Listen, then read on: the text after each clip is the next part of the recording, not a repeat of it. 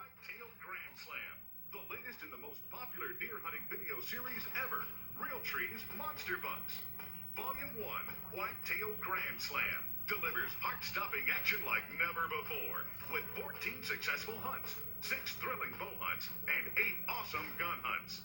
Follow the Realtree team to Idaho, Montana, Iowa, Saskatchewan, Texas, and Mexico, where the hunt is always on for great bucks and spectacular footage.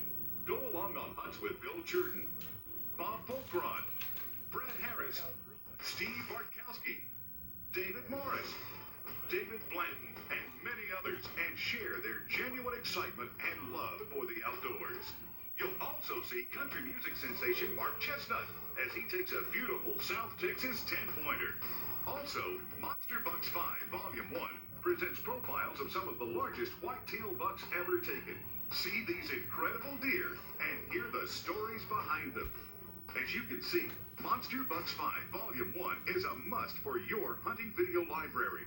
See your local Realtree video dealer today or call 1-800-474-8733 for your copy today. Now we want to share with you some exciting scenes from Monster Bucks 5 Volume 2, Hunting with the Pros. It is a must for your hunting video library. You won't believe your eyes as you share the tree stand with Ben McDonald during a truly unforgettable bow hunting experience in Iowa. Hear the extremely rare sound of this aggressive buck as he challenges the decoy. Volume 2, Hunting with the Pros, includes 13, that's right, 13 never-seen-before hunts for trophy-sized whitetails. This video has plenty of successful bow hunts, 6 to be exact, along with 7 of the most thrilling gun hunts ever recorded through their camera lens. Watch as Realtree team member Howard Barnes takes this incredible Saskatchewan buck of a lifetime. Go along with Bill Jordan on a hunt you'll never forget for this wide rack buck south of the border, plus much more, including tips from the Realtree pros on how to increase your chances during deer season. Also, backed by popular demand, Monster Bucks profiles featuring some of the largest bucks ever taken. See these magnificent heads and the stories behind them. You'll definitely want to complete your video collection by getting your copy of Realtree's Monster Bucks 5 Volume 2, Hunting with the Pros. See your local Realtree video dealer or call 1-800-474-8733 today.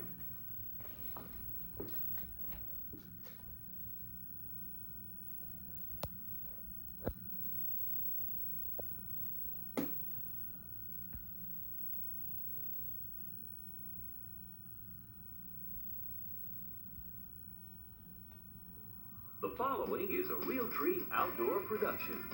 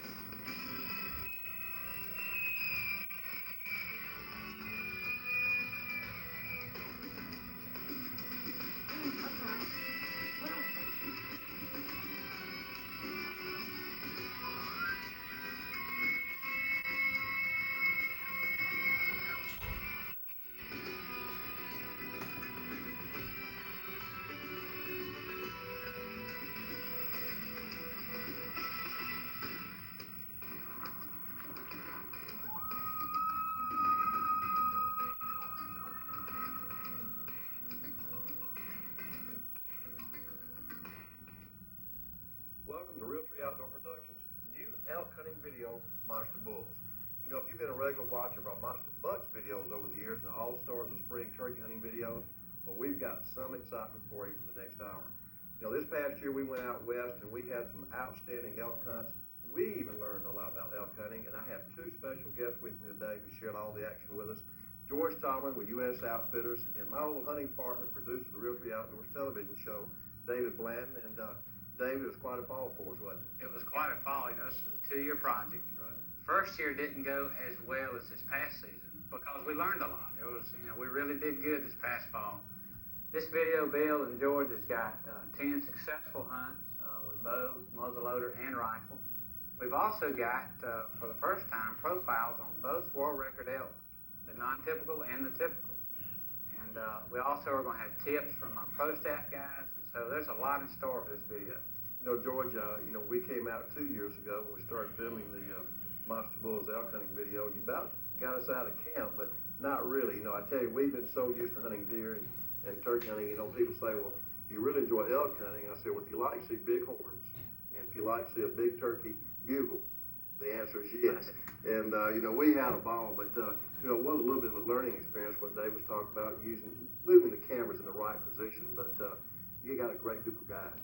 Well, that's pretty typical coming off whitetail. Most of our people have hunted whitetail and they come into elk, and it's just a different animal and different techniques. You have to be much more aggressive. It's much more like hunting turkey, but it's also big adrenaline rush. Well, 2 years ago, I was lucky enough to draw an Arizona archery tag. Right. And so in the span of about 4 days, I kind of messed up an elk hunt in Arizona and an elk hunt in New Mexico. And I think George took me to the airport like that if I wanted to go. Well, he called me. He said, can you take him back? But, I think that's the thing right there. Our guys and our cameramen did a great job this past fall. And like you said, we learned from 1 year to the next about getting in camera position, not so much in the hunting position, because, you have to do some special things with a cameraman over your shoulder that normally you wouldn't have to worry about if you were just hunting without the camera. Exactly right. So on the ground, there's a difference. You're on the ground, not so much in a tree where you can preset everything. You're on the ground with him, and he's moving, you're moving, and everything's got to. Well, there's always a lot of excitement, especially during the bugling time, which we always love to bow hunt. But David, we got some exciting hunts, coming up, and how about explaining what we got coming up, next? Well, if it's all right with you two guys, I just soon get this first segment out of the way quickly, so I get y'all off my backs. Well, this is payback. I remember on one of our Monster Bucks videos, you put one or two of my misses in a couple of years ago, and that's what we're about to see. But how about setting up these first hunts? Well, the first one is an Arizona bull that came in the first morning George bugled. I mean, this bull just screamed like 80 yards from us, and I kind of didn't move when I was supposed to, didn't get aggressive enough, and also in New Mexico, another bull just got the best of him. We'll just have to take a look. David, I kind of want to take a look at that myself. Let's take a look. Mention the state of Arizona, and what comes to mind for most people is the beauty and grandeur of the Grand Canyon. To knowledgeable elk hunters, though, Arizona conjures up thoughts of wide, tall-racked bull elk. Let's join David as he gets some valuable tips from noted outdoor author and guide, Judd Cooney. Bull, you're sitting in a tree stand watching a whitetail come in. You're ready. He's not that. He may be a good buck and everything. But these are intimidating.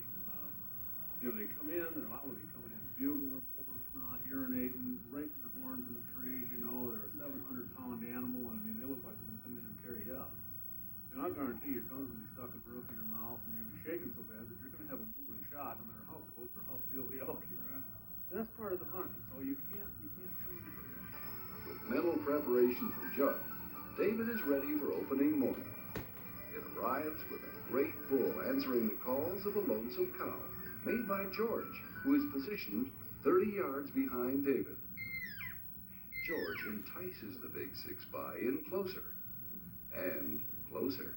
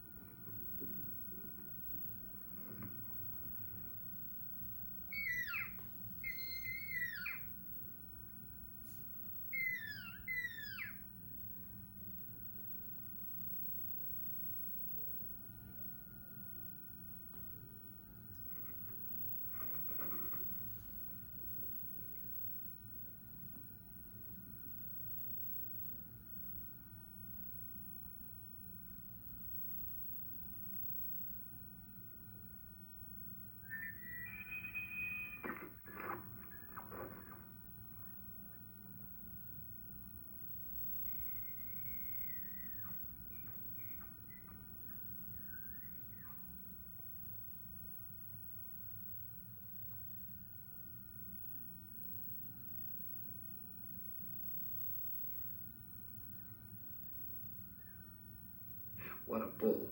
Things have gotten interesting real quick.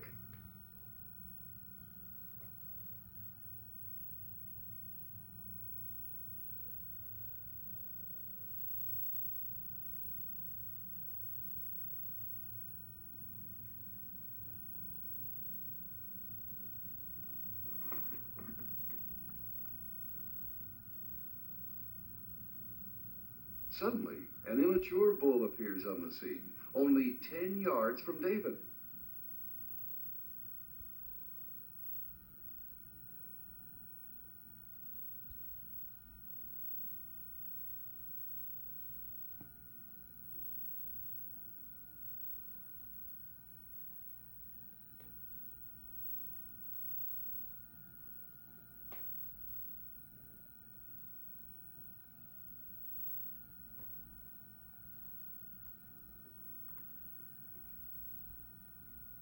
The small bull spooks, but the herdmaster continues to close the distance, looking for the cow.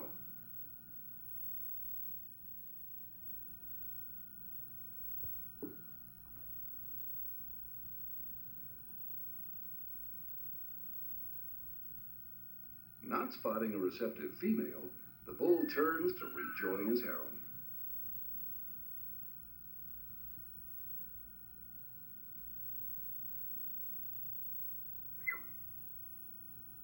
Sounding off with a bark, this bull signals to everyone within earshot that he is not convinced and the jig is up.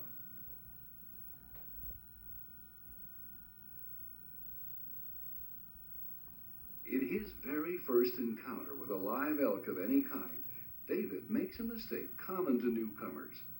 He is tucked in too tight behind the brush, leaving himself with minimal shot opportunities. 2 days later in New Mexico, David steps up to the plate again. This time, he and cameraman Michael Waddell have selected a tiny water hole where they had watched from a distance a record-book bull quench his thirst the evening before. They only hope his movements are predictable, and he'll return. At dusk, the big bull, now known as Big Mo, appears. David's heart rate begins to increase rapidly.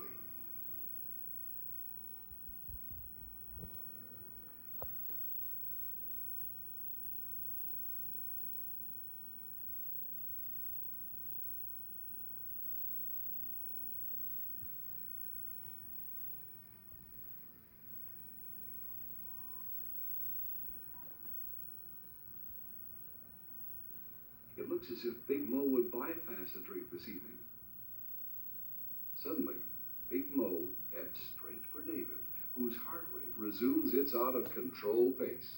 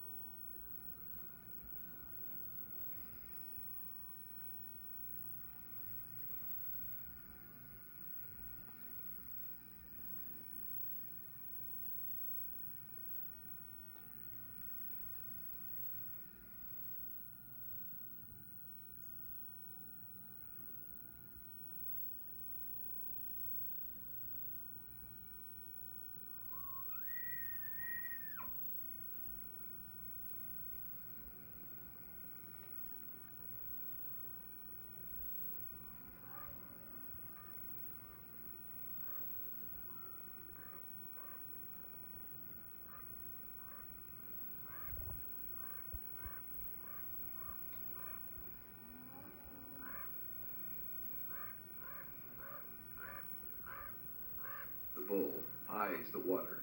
Should he or shouldn't he?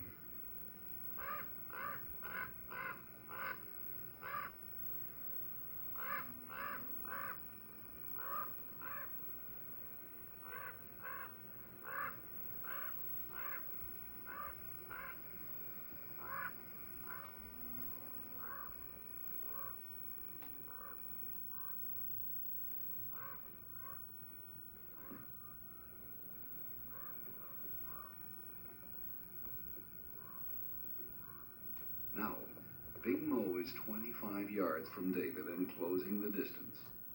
David must now wait for the animal to offer a broadside or slightly quartering away shot, preferably with his head down drinking or looking away.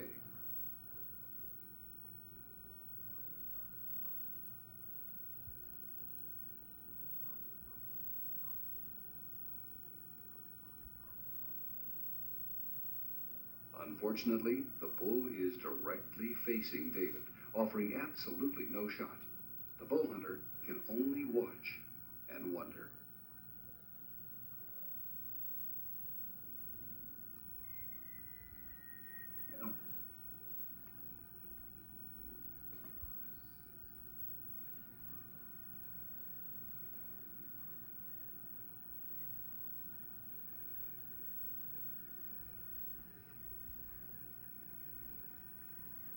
Gambling with the bull, now looking back at his cows, will soon turn, offering a better shot. David slowly comes to a full draw.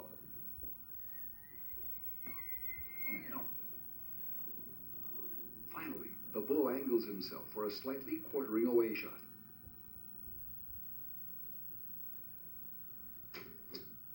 The arrow misses its mark.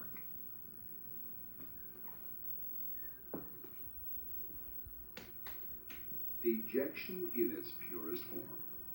There'll be brighter days, David. Well, I tell you what, David, bugling on that warthog, I think that tore up anybody. Well, it definitely got me, first novice elk hunter that I am. I mean, it really, that animal humbled me like I never thought I could be humbled by an animal. And by the time he gave me a shot, I really had lost all my composure. Well, that's the warthog and bugling, but what about that bush? Yeah, I don't know what the deal was on that bush. He just kept getting closer and closer and further into it, and he pretty well took himself out of the shot. And I mean, I was in the that's middle of a it. good bull, too. That's a good bull. It was a great bull. It's the very first morning, too. That was a big bull. And Well, he's only been shooting a bow for 20 years, and, he knows everything has to stretch out, but if you can't stretch past the bush, just a couple of steps sideways, and that'd been a nice bull to have. Well, I really just thought that bull was going to pick me off if I'd done that. But like George said later, that bull really wasn't worried. He wasn't concentrating on where I was. He was concentrating on where George was bugling behind me. Right. And I could have moved a lot more and been a lot more aggressive. But I'm glad to get those hunts out of the way now. We can get on to some good hunts. Well, I think that's part of the strategies, of elk hunting. I think you learn so much, when you go, and what really makes it nice with George, you're able to hunt with the guys, and you pick up so much on techniques. But George, I know that you, being United States Outfitters, you sent a checklist out about equipment, which is taken on a hunt. And, obviously a backpack carry your gear. And of course, if you have a guy that's with you, he'll carry a lot too. But, one thing that I think that I really learned outside of the water, because you may walk 2, 3, 4, 5 miles in the morning, is good optics, good range finder. Those things are essential in elk hunting. They really are. A backpack having everything in it, so because you may end up, like you said, 3 or 4 miles away from where you ultimately got to get back to get home that night. And so having all the gear, the range finders have helped us tremendously now, because we can get into like the light speeds by ranging. You go right in, or bushnell, or they get right into the exact yardage, and so there's less error from the sake. It helped us tremendously in muzzleloading and archery. The binoculars, you can't overemphasize binoculars enough in elk hunting. The rest of the stuff, the guides will usually pretty well provide. The calling, the guides will do, and all of that. But there's a couple of things that are very fundamental in elk hunting. Toilet paper. Being number one. That's very important. But David, we had so many great hunts out there this year, and we're going to talk about calling in a later segment of the video. But we've got some great hunts coming up with Jim Zolman and some others. How about setting those up? Well, Jim Zumbo is known to a lot of people as one of the masters of elk hunting, and we got a great muzzleloader hunt with him. Also, Steve Lamboy, Vice President of Licensing for Realtree. And you make up for your missing. And I finally cleared my name and got fortunate enough to take a nice bull on camera with a bow. And then, after that, we're going to have the first profile of the new pending world record typical elk calf from Arizona that was just discovered. So, very interesting. That bull's huge, too. But let's look at those hunts, and we're going to take a look at the hopefully pending new world record bull. So let's take a look.